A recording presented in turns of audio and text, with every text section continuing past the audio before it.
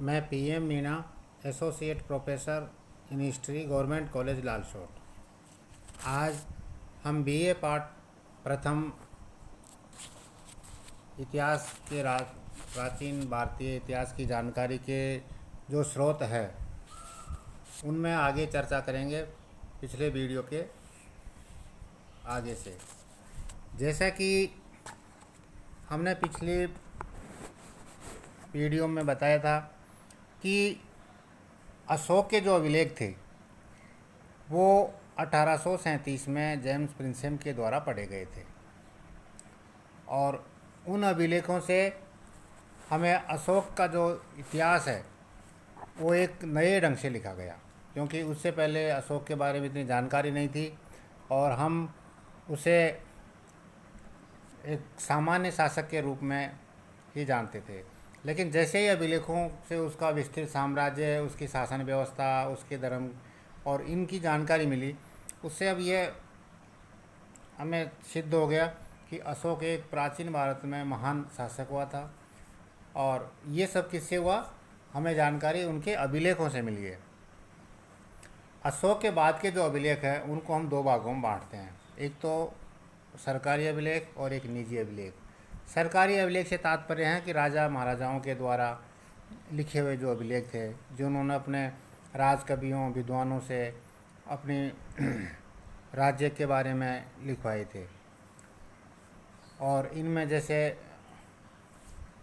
कुछ प्रशस्तियाँ भी है जिन्होंने राज कवियों ने लिखी है, जैसे समुद्रगुप्त की प्रयाग प्रशस्ति जो एक अशोक के स्तंभ पर ही उत्तीर्ण की गई है। इसी प्रकार से अन्य अभिलेखों के उदाहरण भी और मिलते हैं। जो ग्वालियर के शासक थे राजा भोज, उनका ग्वालियर प्रशस्ति, कलिंग का खारबेल का हाथी गुफा अभिलेख, गौतमी बलश्री का नासिक अभिलेख, रुद्रदामा का गिरनार अभिलेख, स्कंदगुप्त का भीतरी स्तंभ लेख, जूनागढ़ अभिलेख, चालुक्य नरेश पुलकेशी द्वितीय का ऐहोल अभिलेख। इनके अलावा कुछ भूमि अनुदान पत्र भी लिखे गए जो तांबे के चद्दरों पर उत्तीर्ण थे। तो ये तो सब क्या है, सरकारी अभिलेख। निजी अभिलेख अधिकतर मंदिरों में किसी सेठ के द्वारा कोई मंदिर बनाया हो, किसी दानदाता के द्वारा कोई मूर्ति स्थापित की गई हो, तो उनके अंदर वो जो अपना एक निजी अभिलेख लगाया, उसने उसके बारे में पूरा मंदिर की निर्माण, मूर्ति की प्रतिष्ठा, उस समय के शासक, उस समय की सामाजिक धार्मिक व्यवस्था, भाषा, इन सब की हमें जानकारी मिलती है। इसके अलावा कुछ अभिलेख हमें भारत की सीमाओं से बाहर भी मिले हैं, जिसमें एशिया माइनर में एक अभिलेख मिला है बोगजकोई जगह पर, जो 1400 ईसा पूर्व का है और उसमें हमारे जो वैदिक देवता है, मित्र है, वरुण है, इंद्र है, नातस्य, इनका नाम मिलता है। तो इस तरह से जो हमारे अभिलेख है उनसे हम इतिहास जानकारी में बहुत सहायता मिलती है, क्योंकि सदूर प्राचीन जो इतिहास है वो हमें इन पुरातात्विक जो सामग्री है उन्हीं का संग्रह करके हम उन इतिहास को लिखने का प्रयास करते हैं। पुरातात्विक स्रोत में अभिलेखों के बाद नंबर आता है सिक्के, कॉइन्स। प्राचीन शासकों के द्वारा सिक्के जो जारी किए गए हैं वो सब धातुओं के सिक्के थे और प्रारंभिक काल में तो आहत सिक्के थे, एक पंचमार्क जिनको बोलते हैं। धीरे धीरे हम जब यूनानियों के, कुषाणों के, इनके संपर्क में आए तो हम उनकी तरह सिक्के चालू करना, जिन पर कुछ मूर्तियाँ छपवाई, राजाओं ने अपने नाम लिखवाए, किसी ने अपने आराध्य देवताओं का नाम भी उस पर चित्र भी अंकित कराए। तो इस तरह से जो सिक्के हैं उनसे भी हमें इतिहास लेखन में कई तरह की जानकारी मिलती है। जैसे कोई सिक्का अधिक मात्रा में जहाँ मिल रहा है तो उससे ये चीज़ प्रमाणित होती है कि ये तत्कालीन जो शासक था जिसके सिक्के हैं वो उसके राज्य यहाँ तक फैला हुआ था। ऐसे ही जैसे उसमें मान लो तिथियाँ उत्तीर्ण है तो जिनकी तिथि लिखी गई है उससे उस राज्य में जो शासक है उसके शासनकाल की जानकारी मिलती है। ऐसे ही सिक्कों के अंदर जो देवी देवताओं की आकृति बनी हुई है उससे हमें उनकी धार्मिक स्थिति की जानकारी मिलती है। सिक्के में सोने की कितनी मात्रा है, शुद्धता, इससे हमें उस राज्य की आर्थिक स्थिति की जानकारी भी मिलती है। तो इस तरह से हम ये कह सकते हैं कि सिक्के भी इतिहास लेखन में एक महत्वपूर्ण स्रोत के रूप में है। तीसरे नंबर पर आता है स्मारक भवन।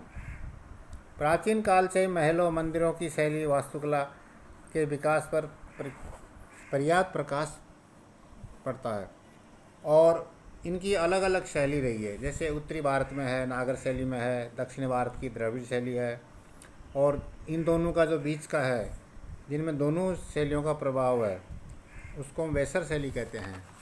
तो इस तरह से मंदिर, स्तूपों, विहारों, तत्कालीन धार्मिक विश्वासों का पता चलता है इनसे। और दक्षिणी पूर्वी एशिया, मध्य एशिया में जो मंदिर और स्तूप मिले हैं उनसे भी हम भारतीय संस्कृति पर प्रकाश पड़ता है। और भारत के अंदर जैसे देवगढ़ है, आपके कानपुर के पास है भीतरी गांव, ये दो गुप्तकालीन कला के बड़े मंदिर मिलते हैं।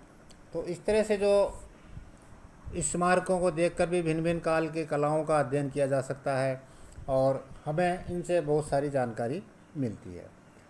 क्योंकि जैसे कि उनकी वेशभूषा है, मूर्तियों की, आसपास की जो धार्मिक व्यवस्था है, सामाजिक मान्यता है, इन सब की जानकारी हमें स्मारक और भवन से मिलती है। और मूर्तियों से हमें किस शासक के द्वारा स्थापित की गई है तो उससे उसके धर्म के बारे में जानकारी मिलती है। तो इस तरह से इतिहास लेखन में अभिलेख, सिक्के, स्मारक, भवन, मूर्तियाँ, इनसे बहुत सारी जानकारी हमें मिलती है। और इसके बाद में आते हैं अवशेष। अवशेष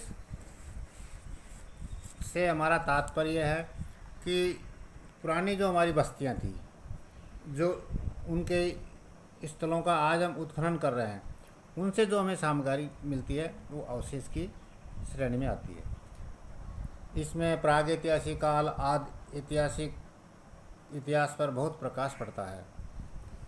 बस्तियों से प्राप्त पत्थर और हड्डियों के औजार, मिट्टियों के बर्तन, मकानों के खंडर से तत्कालीन मानव जीवन में आवश्यक जो वस्तुएं की जानकारी मिलती है। और इनसे हम जो वर्तमान में जो इतिहास लिखते हैं उसको लिखने में हमें बहुत सारी सहायता मिलती है और इनसे हम इतिहास का निर्माण करते हैं। से मृद भांडों की जो संस्कृति का विकास क्रम दर हुआ है उनको हम देखकर इसे काल का निर्धारण करते हैं। जैसा कि गंगा, यमुना, दोआब में सबसे नीचे की सतह पर हमें गेरुए रंग के मृदभांड मिलते हैं। उनके ऊपर की जो सतह है उनमें क्रमश से पहले काले, फिर लाल मृदभांड और फिर चित्र दूषित भूरे रंग के मृदभांड मिलते हैं। तो इन मृदभांडों को देखकर भी हम उस समय की जो सभ्यता है उसके बारे में जानकारी मिलती है, उनकी संस्कृति की जानकारी मिलती है, उसका काल का निर्धारण हमें इन अवशेषों के द्वारा करते हैं। अवशेषों में बहुत सारी मोहरें भी मिली है, आपके हड़प्पा से मिली है। इस प्रकार प्राचीन इतिहास लेखन में बहुत सहायता मिलती है। मोहनजोदड़ो में 500 से अधिक मोहरें मिली है। उसी आधार पर हड़प्पा संस्कृति के निवासियों की धार्मिक विश्वास का अनुमान लगाया जाता है, क्योंकि मोहरे के ऊपर भी हमें देवी देवताओं के जो चित्र मिलते हैं, आकृतियाँ मिलती है, उनसे कई प्रकार की जानकारी हमें मिलती है। लोहे के जो जैसे अवशेष है, बलूचिस्तान, उत्तरी पश्चिमी भारत, गंगा यमुना, दक्षिणी भारत, इनमें मिलते हैं। लेकिन भारत में लोहे का प्रयोग लगभग 1100 ईसा पूर्व से हम देखते हैं। यानी इससे पहले हमें लोहे की जानकारी नहीं थी, न हमारे दैनिक जीवन में उसका उपयोग था। तो इस प्रकार हमारा जो पुरातात्विक स्रोत है, जिसमें हम अभिलेख, सिक्के, स्मारक, मूर्तियाँ और अवशेष, इन सभी सामग्री का अध्ययन करते हैं और उन पर एक विश्लेषण पद्धति से, एक वैज्ञानिक पद्धति से हम उन चीज़ों का एक निष्कर्ष निकालते हैं और उस निष्कर्ष से जो निकल करके जो साक्ष्य हमारे पास है, उनसे जो इतिहास का हम लेखन करते हैं, उसको अन्य स्रोतों से भी हम एक तरह से प्रमाणित करते हैं और इस तरह से इतिहास का हम लेखन का कार्य करते हैं।